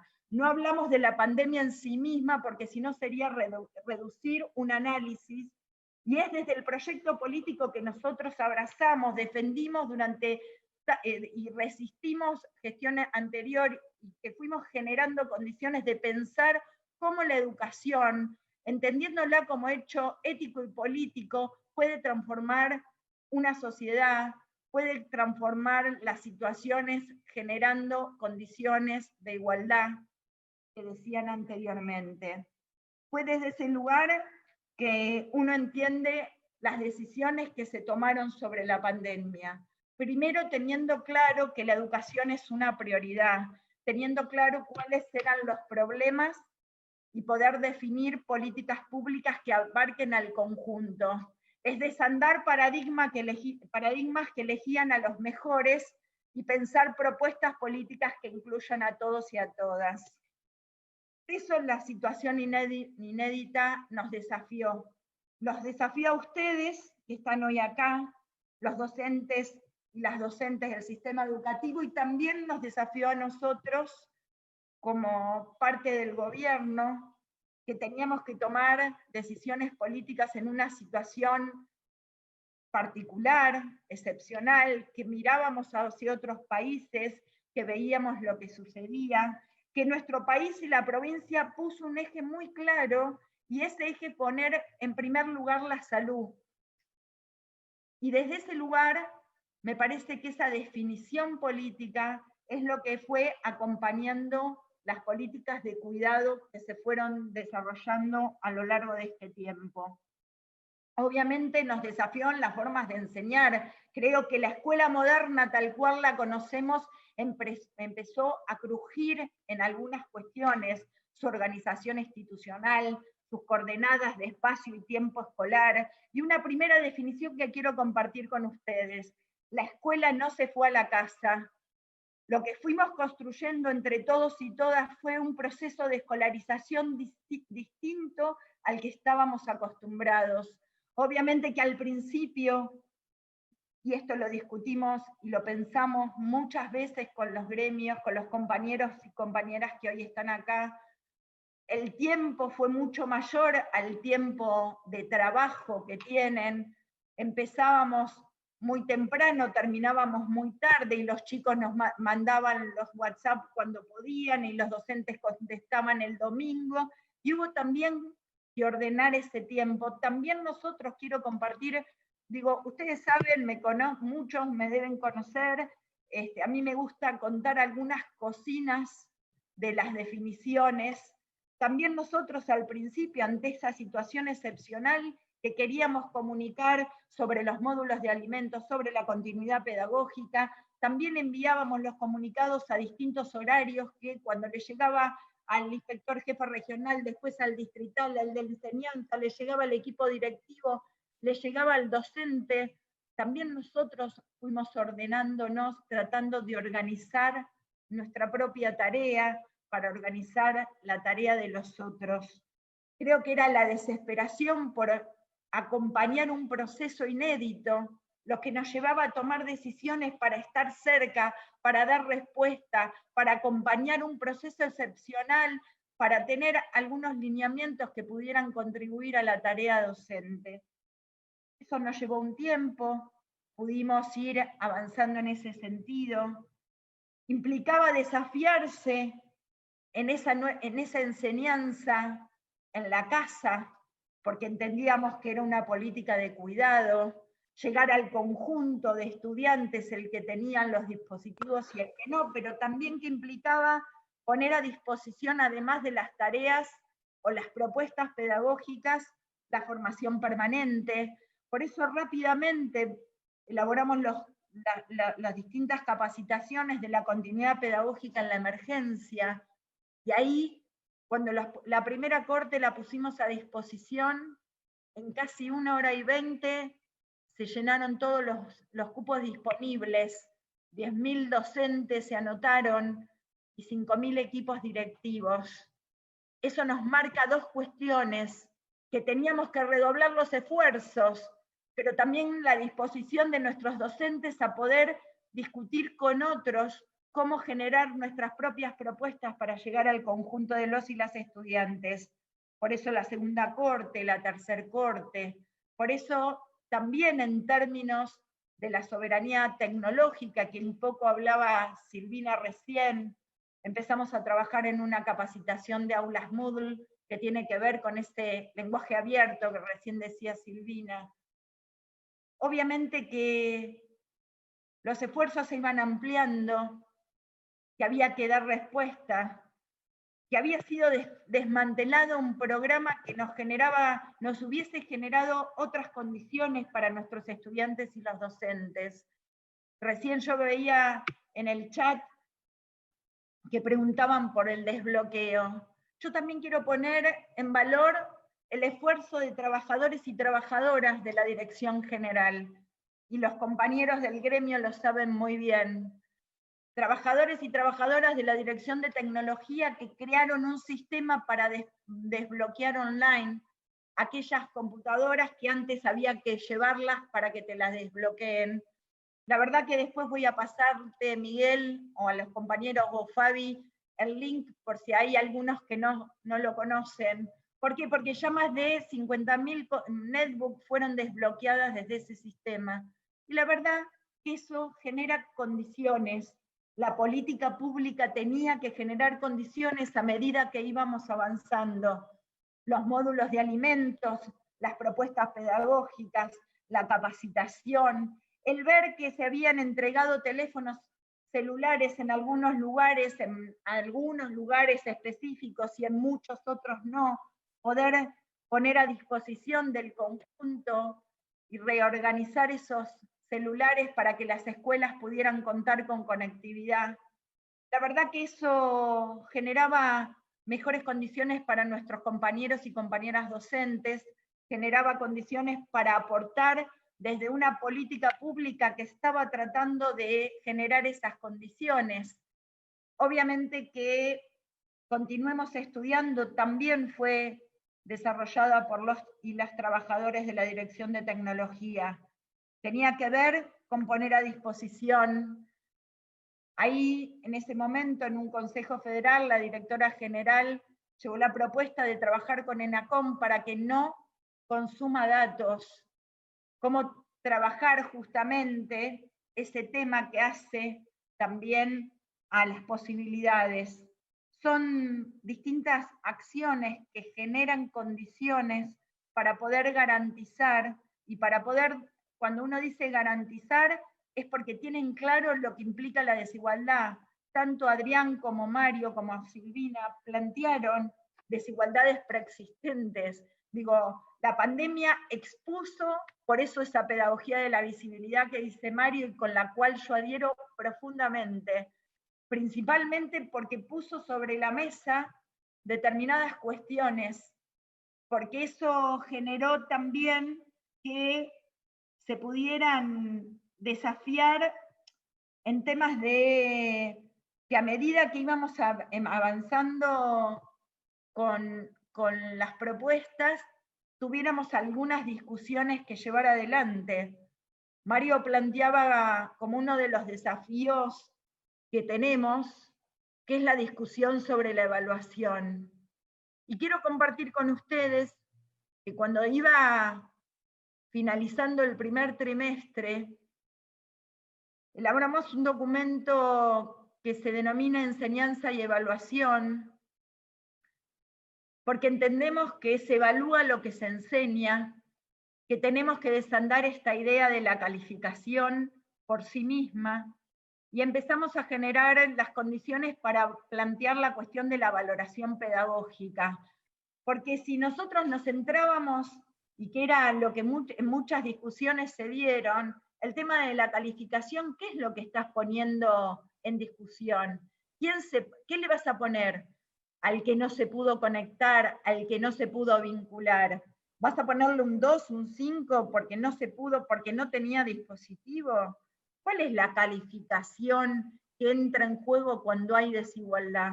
Por eso hablábamos de valoración pedagógica. Tenía que ver cómo hacer ese recorrido de enseñanza y por ende de aprendizaje de los y las estudiantes, que los y las docentes tenían que ir siguiendo para, cuando venga la presencialidad, poder retomar para recuperar, poder retomar para profundizar. Ahí definimos también cómo poder vincular este ciclo lectivo 2020 con el ciclo 2021. Ahora, eso puede ser una expresión muy buena. Ahora, ¿cómo lo concretamos, ¿no?, en la práctica? ¿Cómo damos esa discusión de evaluación que decía recién Mario? La verdad que hubo que dar discusiones también nuestros equipos de supervisión con equipos directivos, porque también hubo quienes, como eso es una discusión mucho más profunda, entregaban un boletín que decía alta valoración pedagógica, media valoración pedagógica o baja valoración pedagógica, cuando el paradigma, la conceptualización que estábamos planteando era otra.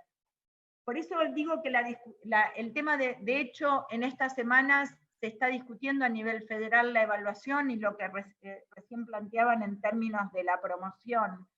Me parece que la pandemia, así como visibilizó, así como que nos puso, yo lo digo metafóricamente, en algunos casos esa cachetada de arriba del tapaboca, también nos puso una agenda muy fuerte para definir en las políticas públicas, que tiene que ver entre no solamente definir el tema de la enseñanza, también tiene que ver en que la pandemia y este trabajo y este proceso de escolarización nos puso en algunos casos muy cerca de las familias.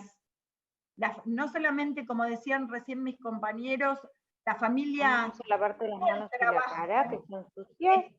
de los y las docentes, sino que puso en diálogo muchas cosas en varios lugares. Desde ese lugar me parece que hay como distintas cuestiones que se fueron dando, Y hay un tema de agenda para lo que viene. Pensar el ciclo lectivo 2021 es poder desarrollar, y en este momento nosotros estamos por compartir con las escuelas la elaboración que hicieron las direcciones sobre un currículum priorizado, cuáles son los saberes, como decía hoy Silvina, socialmente valorados que este año se tienen que enseñar, cómo trabajamos estos saberes con el año que viene, y una preocupación mayor que tienen los y las estudiantes del último año de la secundaria. La secundaria no solamente tiene que revisar su formato, y que se venía discutiendo ya desde varios años atrás, sino que en su organización, en sus temas, actualización de sus diseños curriculares, pero sino también pensar en cómo se están trabajando hoy los ciclos, el ciclo básico, el ciclo superior, cómo en primaria la unidad pedagógica y cómo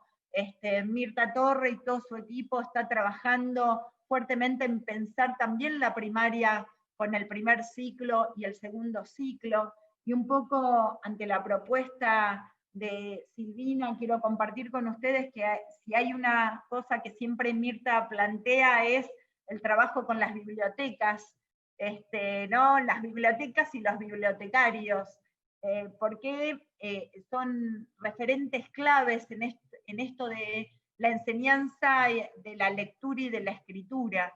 Creo que son temas de agenda y de discusión profunda que esta pandemia también nos puso sobre la mesa. Yo creo que hay algo que se planteó en aquel documento de enseñanza y evaluación, y es algo que en las distintas experiencias que vamos relevando, que van compartiendo, se puso en juego, y es el vínculo pedagógico con los y las estudiantes.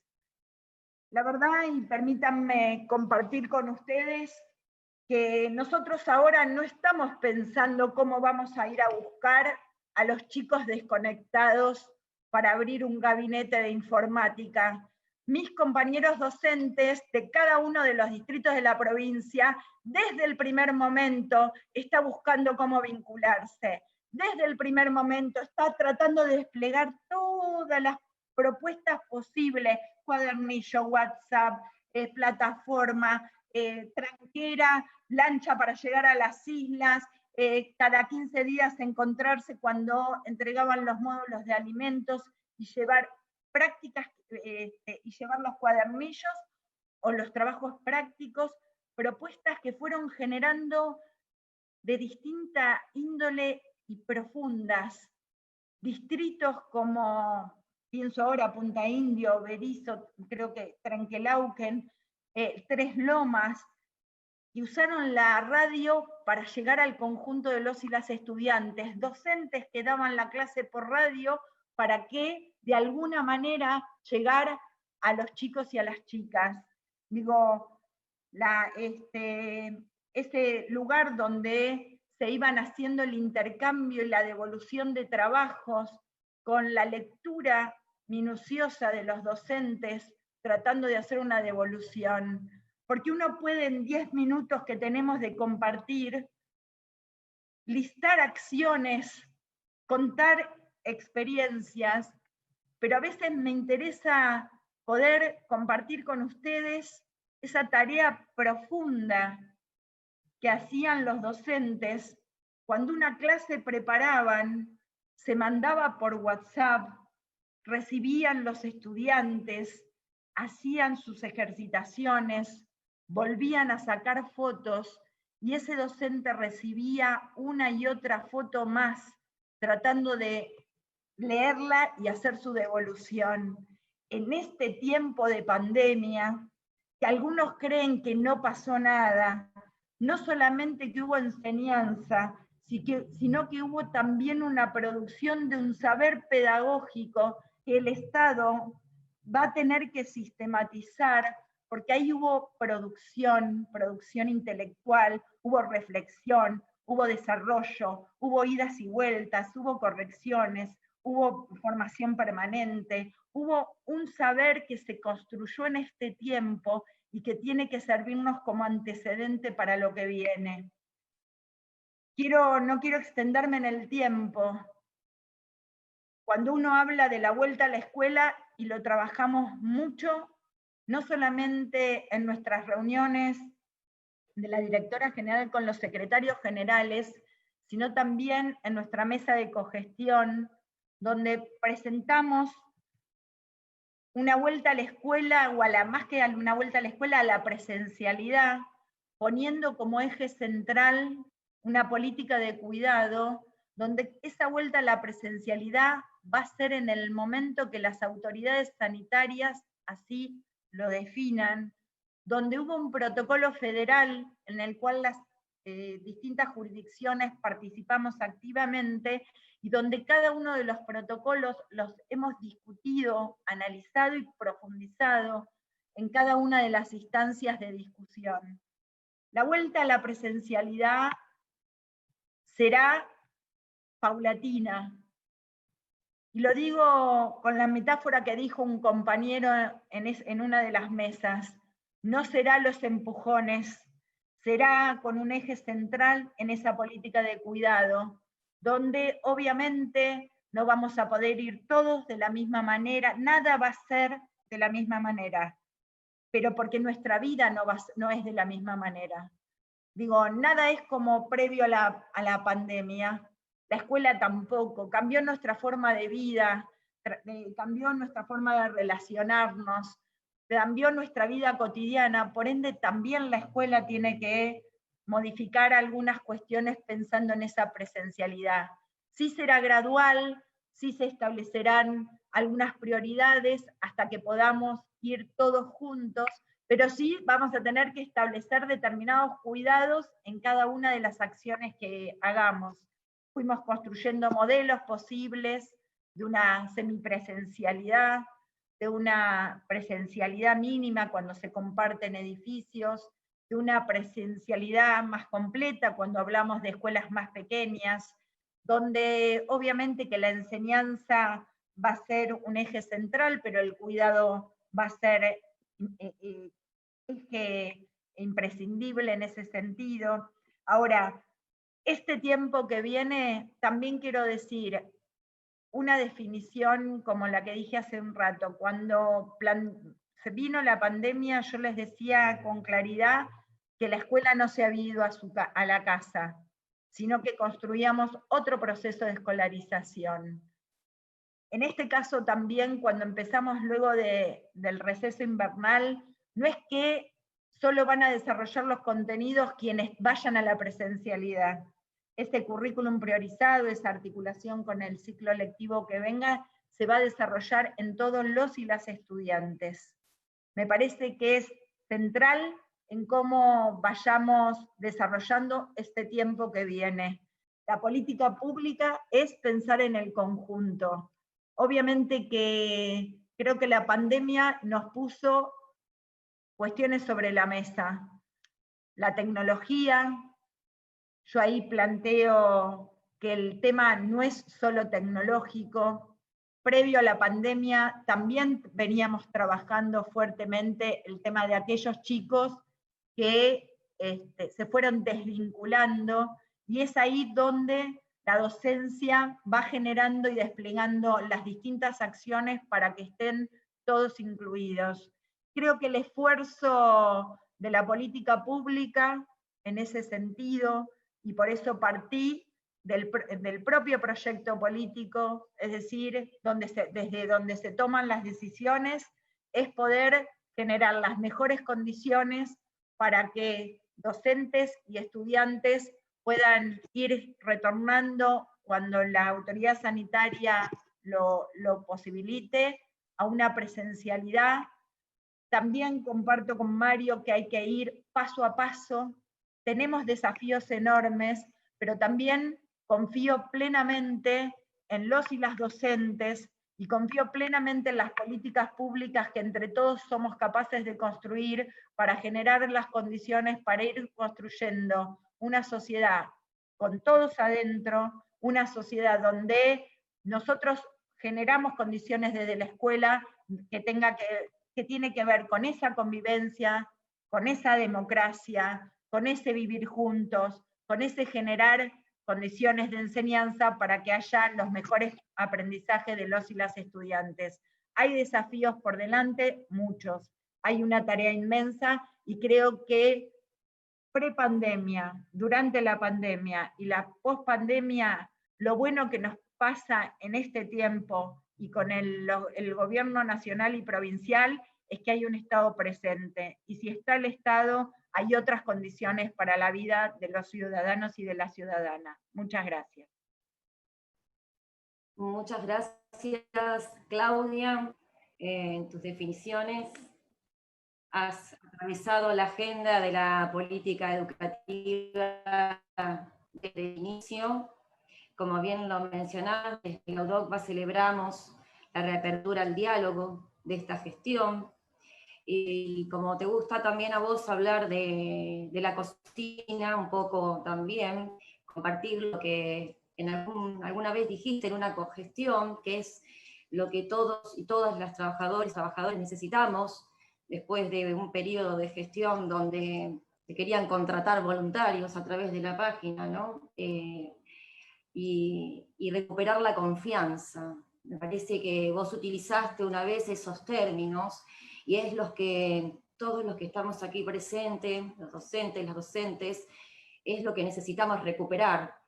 Y mencionaste documentos, y hiciste un montón de menciones a documentos, a circulares que están escritas, hablaste de educación y enseñanza, y a veces todavía nos quedan, ¿no?, algunos resabios de viejas prácticas, que lo que se escribe tiene una amplia interpretación entre eso que está escrito y eso que llega al territorio, y cómo lo interpreta cada uno. Entonces, eso hay que fortalecer a los compañeros, a las compañeras, que estén tranquilos, que con esta exposición está más que claro que no hay que tener miedo, que hay que enfrentar desafíos, que empezamos reinventándonos, y voy a tomar palabras claves de las que acá los expositores han mencionado.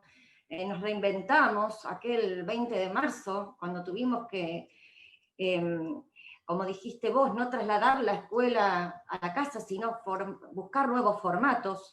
Después hablamos de reeducar, hablamos de revincularnos. Últimamente también estamos recibiendo documentos donde se habla de la revinculación, y son palabras que, como se dijo también en un principio, se habló mucho de reflexión, se habló en todo tiempo de reflexión y acción.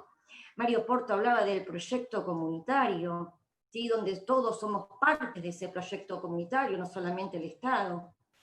Se habló de garantizar la continuidad alimentaria y pedagógica, se puso en valor estos dos ejes. Vos mencionabas como eje la educación o la enseñanza y el cuidado como central. Una cosa va de la mano, que es algo que la organización viene poniendo en palabras todo el tiempo y defendiendo y llevando esa tranquilidad a los compañeros en este momento que tenemos que dejar de ver incertidumbre y estar, entendemos nosotros, un poco más tranquilos a pesar de la situación sanitaria y de la situación epidemiológica. Se habló también de una agenda donde hay que priorizar la infraestructura escolar. La gestión anterior se cobró lamentablemente la muerte de 2 compañeros, de Sandra y Rubén, y eso no puede volver a pasar, y eso lo tenemos que tomar como bandera, como desafío. Eso no puede volver a suceder. Las escuelas en materia de infraestructura escolar tiene que ser prioritario en la agenda de la gestión. Recuperar la recuperación de todos los niños, se hablaba, ¿no?, esto de revincular. Se habló de reformas legislativas, que también tenemos que ir pensando, ¿no?, en esto de las transformaciones, en la nueva escuela. ¿Cuántos años hace que no discutimos una reforma educativa, o no nos planteamos, ¿no?, un proyecto pedagógico de país? Se habló también de capacitación docente, se puso en valor la capacitación docente. Dijo por ahí Mario Porto, habló de revolución tecnológica, ¿sí? Silvina Birz puso también en agendas temas en alfabetización, enumerando 5 ejes fundamentales que seguramente se han tomado nota de las condiciones para que las condiciones necesarias para que eso suceda. Habló de justicia educativa, que es lo que necesitamos, que es lo que tenían olvidados y que es lo que queremos volver a recuperar. Se habló de la importancia no solamente de la tecnología, sino de la recuperación del libro, del formato papel, que nos parece muy necesario. Y luego Claudia mencionaba la recuperación de los espacios de participación, pensar en un ciclo lectivo 2020-2021, y es ahí donde los trabajadores y las trabajadoras queremos estar y tenemos nuestro compromiso y nuestro gran desafío, donde no podemos volver a faltar en ninguno de esos espacios, y tanto la UDOCVA como nuestros compañeros, como los docentes en la provincia de Buenos Aires, no cabe duda que nos vamos a poner a disposición, que hay cosas que faltan seguramente, que no queremos generar frustraciones en nuestros compañeros por la brecha en la conectividad y los recursos tecnológicos que tanto también venimos pregonando desde nuestra organización sindical, y no nos olvidamos de aquello que nos está faltando y del gran esfuerzo también que está haciendo la gestión por llevar adelante la continuidad pedagógica, que como bien lo mencionabas, no es nuevo para nosotros. Sí, ya veníamos hablando incluso días antes de que se proclame el aislamiento, de que se decrete, perdón, el aislamiento social preventivo y obligatorio, ya los docentes estaban planificando, porque así somos, siempre con voluntad y con solidaridad, viendo cómo se iba a organizar esta continuidad pedagógica. Y me parece que, bueno, que no puede haber más palabras claves, pero esto queremos ofrecer desde la organización, nuestro compromiso de estar sentados en cada de las mesas de discusión, que como dijimos al inicio, sea una primera etapa de un ciclo que seguramente nos va a dejar, como dijo Mario, reflexión, y se tiene que transformar en acción. Va a ser la primera etapa de lo que seguramente vamos a emprender desde la organización. Un agradecimiento inmenso a los panelistas, ha sido un lujo, los compañeros nos están escribiendo que están agradecidos por este espacio. No quiero dejar de mencionar, estuvo escuchando con mucha atención todo este tiempo presente nuestro secretario general, el compañero Miguel Ángel Díaz, a quien le brindamos un aplauso. Lo vamos a tener en la última charla, insertando. Un agradecimiento muy especial, y bueno, para cerrar, un fuerte aplauso para todos los que estamos presentes, para todos los que nos siguieron a través del Facebook, para todos los que hicieron posible este encuentro, todos y cada uno de mis compañeros de la organización, como dije al principio, el Consejo Directivo Provincial, los secretarios generales, las secretarias generales, el cuerpo de delegados, afiliados, docentes de la provincia de Buenos Aires, todos los invitados de diferentes espacios que hoy están sumados a este encuentro. Y bueno, la verdad que pura emoción. Sinceramente, un agradecimiento inmenso, y creo que amerita abrir los micrófonos y dar un aplauso grande para este primer encuentro, esperándolos el próximo encuentro, el 25 de agosto a las 18 horas, en la dimensión pedagógica. Felicitaciones, gracias. Muchas gracias. Muy bueno. Muchas gracias. Gracias, excelente, gracias. Muchísimas gracias. Fabi. Gracias. Gracias. Lindo todo, buenísimo.